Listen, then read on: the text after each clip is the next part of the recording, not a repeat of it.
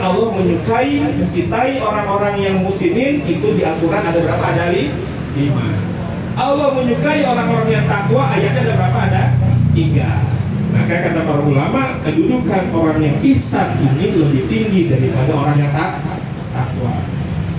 Di atas muslimin ada mukhlisin, orang-orang yang ikhlas. Ya. Kalau orang-orang yang takwa itu di Al-Quran di Al-A'raf 201 menyatakan bahwa setan masih bisa menggoda mereka. Karena dikatakan ketika setan menggoda orang-orang yang bertakwa, lalu mereka berzikir kepada Allah, maka mereka bisa melihat kesalahan-kesalahannya. Jadi orang yang bertakwa masih bisa digoda setan nggak? Masih. Tapi ketika mereka berzikir, mereka langsung segera taubat. Taubatnya cepat. Ya. Lakukan kesalahan, langsung segera taubat. Ini orang yang takwa.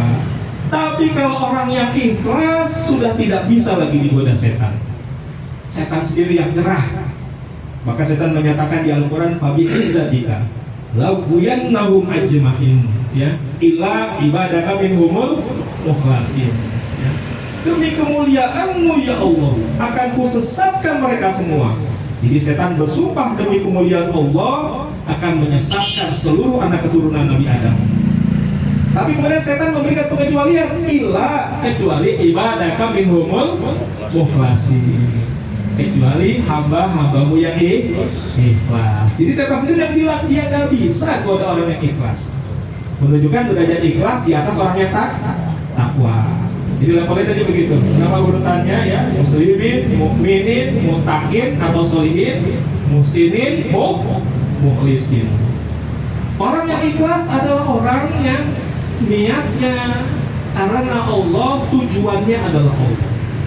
Maka setan sudah tidak bisa menggoda orang yang niatnya hanya Allah, tujuannya adalah Allah.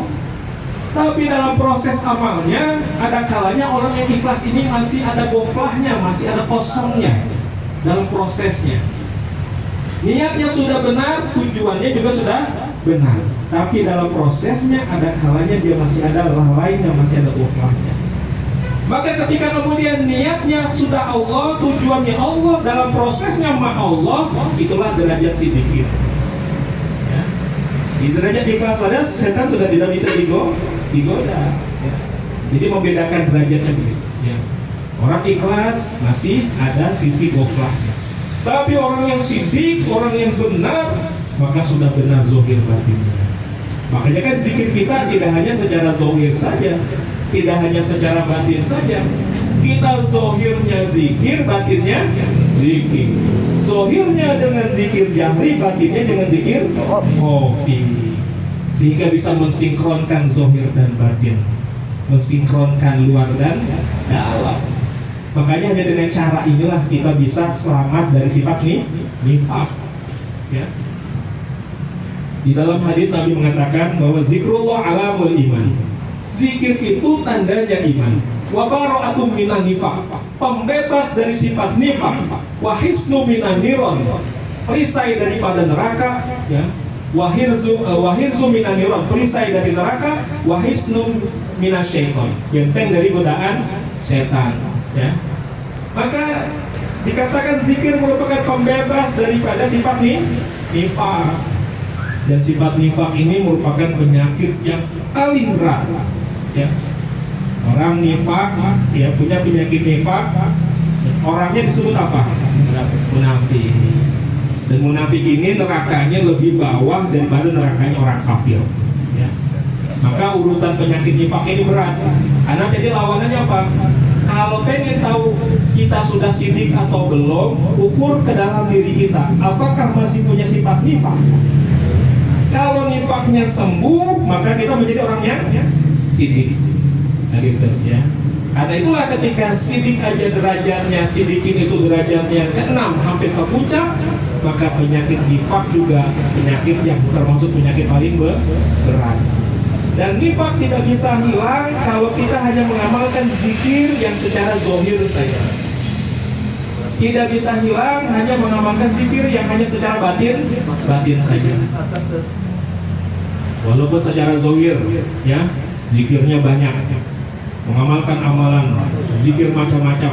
Apakah dengan mengamalkan zikir-zikir yang kalimat-kalimat thayyibah, atau dengan mengamalkan hizib-hizib walaupun sudah tampak hurikul adahnya di dalam dirinya. Misalnya nggak mempan dibacok, bisa jalan di atas air misal, ya sudah tampak hurikul adahnya dengan sebab mengamalkan zikir secara zahir, tetap nifaknya nggak bisa hilang kalau hanya mengamalkan secara zahir saja. Atau sebaliknya, mengamalkan zikir secara batin saja, di dalam hati saja, dengan zikir khafi saja, tetap nggak bisa hilang. Maka bersyukurlah kita, ya, kita diberikan amalan dua-duanya, zikir zahri, zikir khafi. Karena hanya dengan cara inilah sifat nifak kita, penyakit nifak kita menjadi sembuh. Karena nifak itu definisinya lain di mulut, lain di hati, lain di dalam, lain di luar, lain zahir, lain batin. Ya, mulutnya manis, mulutnya bagus, hatinya busuk, hatinya kotor. Ya, luarnya bagus, dalamnya jelek. Maka untuk menyembuhkannya, dua-duanya harus zikir. Ya, luarnya zikir dengan zikir jahri, dalamnya zikir dengan zikir khafi. Maka sinkronlah luar dan dalam, sinkronlah zahir dan batin.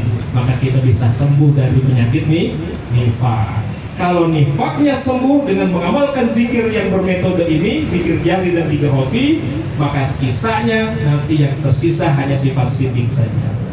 Jadi cara mendapatkan sifat sidik itu bilangkan sifat nifaknya.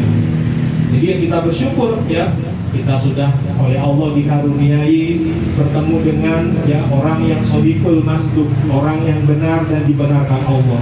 Lalu kita mau mengikuti amalannya, bimbingannya, mengamalkan zikrullah, zikir jahri dan zikir khafi, maka insya Allah kita akan disembuhkan dari penyakit nifak. Maka kita akan mudah-mudahan, ya, mencapai derajat orang yang benar dengan shodiqin. Saya pikir ini saja karena sudah menjelang asar, ya. Walaupun sedikit, mudah-mudahan ada manfaatnya, ya.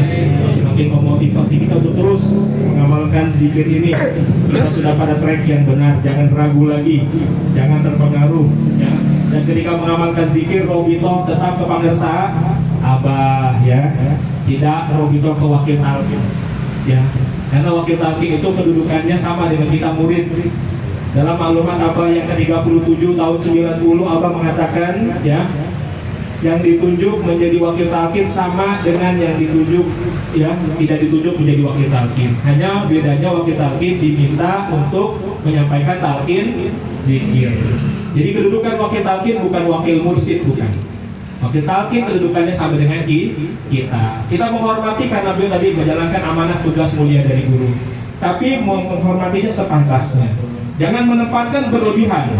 Sampai kemudian di beberapa tempat ada ikhwan-ikhwan yang kemudian, ya, berrobitohnya kepada wakil talqin.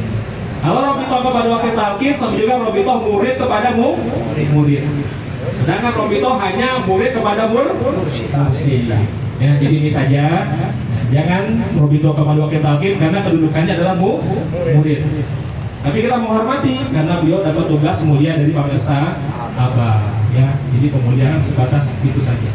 Ini saja kajian pada kesempatan siang hari ini. Mudah-mudahan ada manfaatnya. Terima kasih atas segala perhatiannya. Mohon maaf atas segala kekurangannya. Wa 'alallahi tawakkalna wa ilaihil masir. Wassalamualaikum warahmatullahi wabarakatuh. Allahumma sholli ala nabiyil hashimi Muhammadin wa ala alihi wa sallim taslima. Allahumma sholli ala nabiyil hashimi Muhammadin wa ala alihi wa sallim taslima. Allahumma sholli ala nabiyil hashimi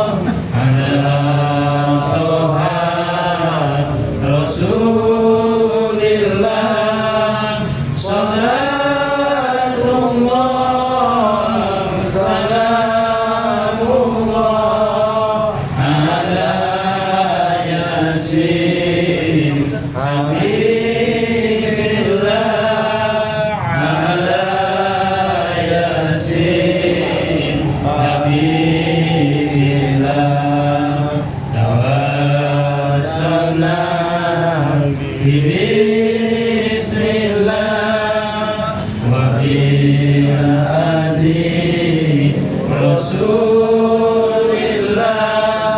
wa kulli mujahirillah bi ahlil badri ya Allah bi ahlil badri ya Allah salatullah salamullah ala toha Rasulillah salatullah salamullah ala yasin habibillah ala yasin habibillah Allahumma salli wa sallim wa barik